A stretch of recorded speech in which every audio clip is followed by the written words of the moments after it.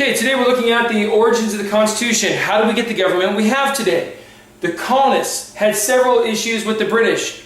These were things where they really felt like they needed to change. Things like tyranny. They felt like their rights were abused. That if they were caught as under the Sugar Act, they would be sent off to Canada instead of getting a trial by a jury of their peers locally. They felt like the quartering of troops, the fact that they had taxes like the Stamp Act, the Townshend Acts, the Tea Act, that these taxes were placed as revenue-making taxes where they had no representation in Parliament, so it was just being forced upon them. And again, they weren't used to these things because salutary neglect had gone on for over 100 years before the French and Indian War. Individual rights. They felt like, hey, we're having to pay taxes to an established church of the British, the Anglican Church, that we don't want, at least especially in the northern half of the colonies. They felt like freedom of the press, trial by jury, many rights were being taken away, and they were angry about this and said enough. Well, so what you're going to see happen is the American Revolution. And the Second Continental Congress that oversees and is kind of the revolutionary government for most of the war, they're going to have a committee out of the Second Continental Congress that forms the Articles of Confederation. Now, they wanted a government to be weak because they wanted to avoid tyranny and all of these problems they'd had before. So they intentionally set up a government designed to be weak and not to have much power. And they didn't realize what a problem that would cause. So it's designed to be weak. It could not tax because they were wary of taxes and a too powerful national government. The laws, very difficult to pass laws. You need a supermajority of 9 out of 13 states, which each got 1 vote, to be able to pass any law, which is to say that virtually no law is ever passed. It's going to get so bad that they have no money and they end up running out of money to pay their legislators to even come. So some legislators just stay home and manage their farms or businesses and don't even show up to Congress, so they lack a quorum to even vote on anything then. Passing amendments. You had to get unanimous. You had to get everybody on the same page and have all 13 states pass something to be an amendment. Which is to say that it happened never. It never occurred. 0 amendments passed. It's too tough a standard. It's like saying win every single state in a presidential election. You might get close, but no one's ever won all 50. Okay, so laws and amendments, a total failure. No taxation, tough to fund an army, fund your government to do anything. While the government could declare war, make treaties, and run foreign policy, they couldn't even force or compel the states to follow that foreign policy. So you end up with problems where states are doing different things. It ticks off the Spanish. They close New Orleans, which was the lifeblood. It's the port that allows the Mississippi out into the Gulf of Mexico. This is the lifeblood economically of Western farmers. A bad deal. Also, not being able to force the states to do anything led to states making their own money, states making their own tariffs and trying to control like waterways, like a river between 2 states. States almost go to war with each other during this time period due to basically just the lack of national government control and the states being allowed to do whatever they want to do. Articles of Confederation is an utter disaster, but it did do what it was supposed to. It was supposed to avoid tyranny of a national government. Well, mission accomplished. The national government was worthless. The Constitutional Convention. So why did this occur? Well, there are going to be several things going on. There's the economy. The economy was in a depression. States are printing their own money. Inflation was skyrocketing. And you had all kinds of economic problems and no government policies that could try and solve those problems. Also, you have major problems with foreign policy. I mentioned problems with Spain. They had problems with Britain. They couldn't establish effective tariff policy.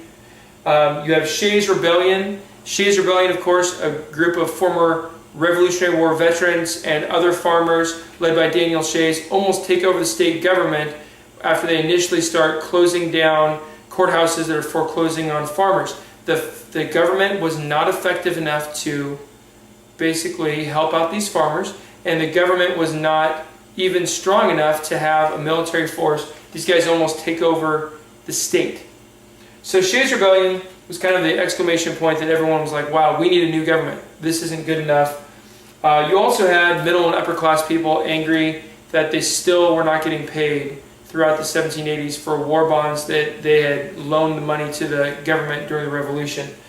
For all of these reasons, there's a call for a new constitutional convention. after an initial attempt to revise it, the articles, they said can't do it, let's make a new government. So there's two big questions that had to be dealt with, and I'm not talking about the compromises. We'll get to that in a minute, but the two big questions that had to be dealt with: how do you give enough government, enough power to the government to be effective, okay, but not have it be tyrannical? That's one big question.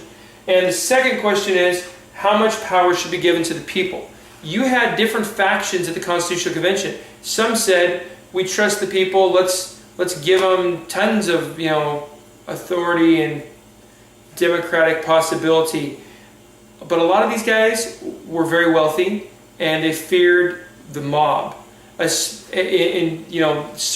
they're wanting to grant rights to people, but they feared that a persuasive leader might sway a ton of people and get them to follow like sheep, and they would be in a situation where then you could have that person become a dictator. They wanted to really protect against that, and they said, you know what? The people who are more educated, who are more well off, these people will have time to really study and know the issues, and you're going to see these things manifest themselves. So, how to give enough power to be effective but not tyrannical?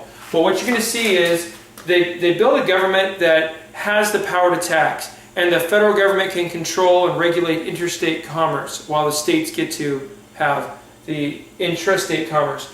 You're going to have a federal government that has, an army, and it has an actual president, and the national government is now supreme over the states. So they give the government a lot more power, okay? Only the federal government can coin money. So the express powers of the Constitution give a lot more power than what had been under the case of the Articles of Confederation. But they also put in safeguards to stop tyranny. Checks and balances between the different branches, where the three branches of the federal government have to work together, and they can limit or block the powers of each other. They can restrain each other. So this was put in as a safeguard. Separation of powers. Well, separation of powers, of course, you're saying that some of the powers are given to each of those three branches, and it forces them to work together. Federalism. You have a division of powers where some powers are given literally to the states, some are shared between states and the federal government, and some are only with the federal government.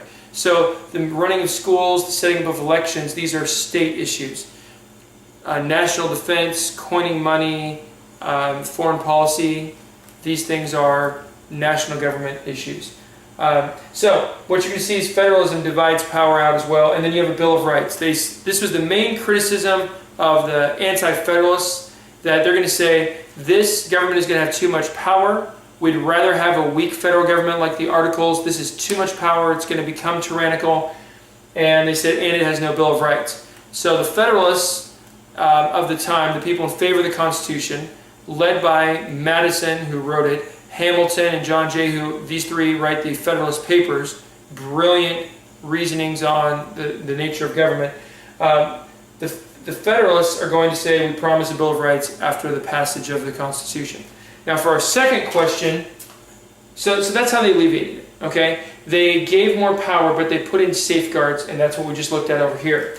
The second question was, how much power to the people? Remember, generally these guys were for a better system of government, but they didn't want what they would call like a mob rule.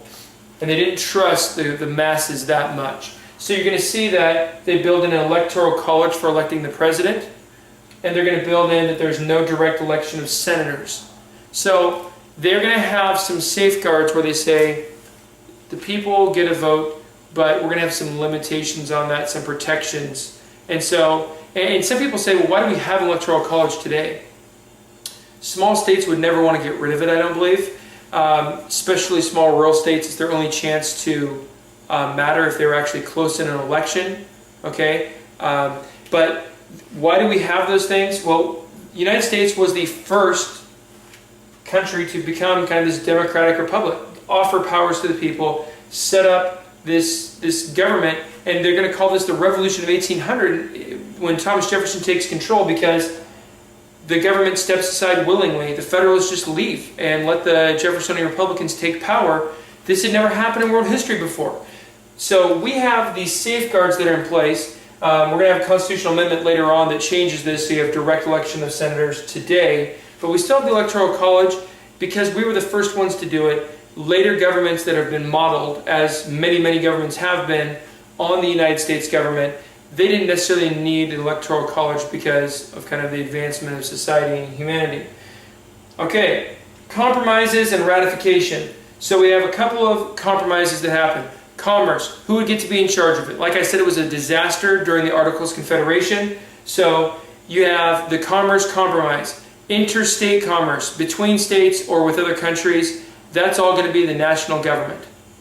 And you're going to have commerce that's within a state called intrastate commerce, that's regulated by the state. So if you have a bakery that's only one operation in your city, that's going to be intrastate. The state will govern what happens with that. But if you have a company like Walmart or Amazon, that's going to be interstate commerce. Okay? All right. Slavery. Slavery. Okay, so they decide not to deal with the issue. They push it aside of whether to have slavery, but representation of slavery becomes an issue. Very contradictory. The slave owners are saying this is our property, they're not humans, but at the same time, oh yeah, we want them to get to vote, or excuse me, we want them to count toward representation for congressional votes and electoral college votes. We don't want them to vote themselves because they're property. So, slavery, you get this compromise that emerges called the 3/5 compromise, where every 5 slaves counted as 3 people in terms of a census for a state to determine how many people they had in Congress and what their electoral college power was toward electing presidents. The last compromise is over representation of Congress, and this is kind of the battle between the large states like the Virginia plan, small states like the New Jersey plan, and large states want it to be by population, small states want it to be equal, and of course they compromise on the Senate is the upper chamber, and they have, it's equal, so it's kind of a small state approach. They have a longer term they're in. They have to ratify treaties, presidential appointments, and some other things like that that are special opportunities for them. Okay, but in the House, all money matters. Taxes and budget have to start in the House, and that was a significant thing where it was by population. So the House of Representatives was significant in a different way. So they laid these out to give both of these. Now, when this happened, and this had all been laid out, like I said earlier, there were many Americans, including some fervent revolutionaries like Patrick Henry and Richard Henry Lee, that are going to say, too much power, this is a problem, we distrust this government, we don't want it, and they are called the Anti-Federalists. You have other people like J. Madison and Hamilton that are the Federalists, and eventually the Federalists are going to prevail, and all the states will ratify the Constitution, but not until they have that promise of a Bill of Rights, and the Federalists really explain how checks and balances and separation of powers and federalism are going to be safeguards against too much government power. Hopefully this has made a lot of sense to you, and that's how we got our government. Thank you.